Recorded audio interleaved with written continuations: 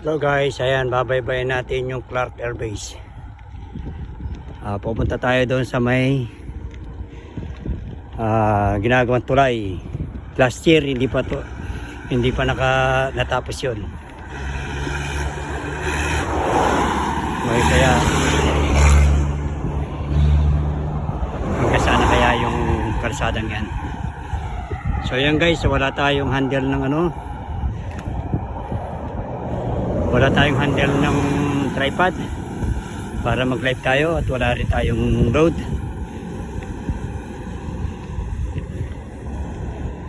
So ayan guys, ginagawa ng expressway. Dito rin manggagaling yung tren mula Clark Air Base patungong Malolos, Bulacan.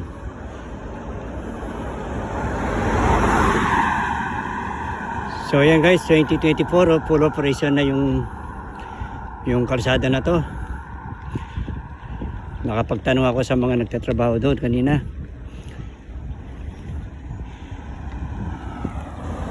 So yung going kaliwa naman guys, yan yung papuntang International Airport Clark. Ayan o. Ito yung rotonda ng Dolores, Mabalacat, Pampanga.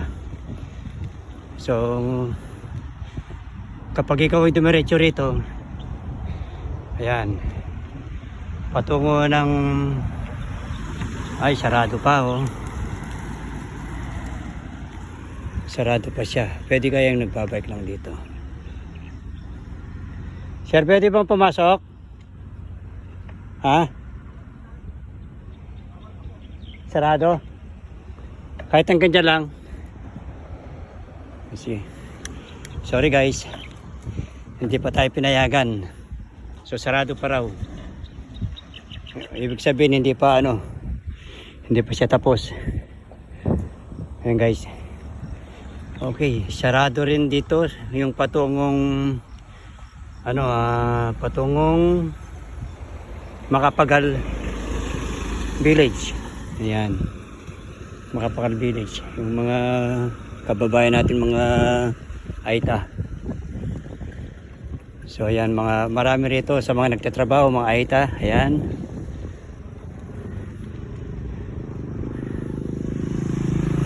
So ayan guys, mahigpit sila dito sa Clark.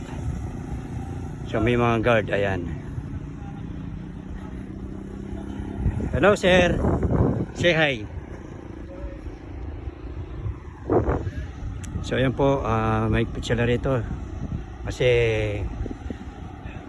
property ng Clark Air Base po ito. So ang kadugtong po nito ay parang Subic. Yung rules nila roon at saka rules nila rito ay isa. Pero napakasarap ng kanilang ambience nila. Sariwang hangin. Mabuti, masarap yung sinag ng araw. So hindi siya ganong kainit. Ayan guys, masarap magbike.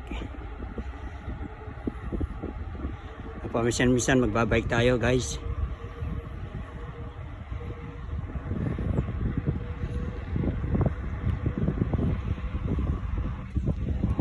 Abangan po natin yung part 3 natin.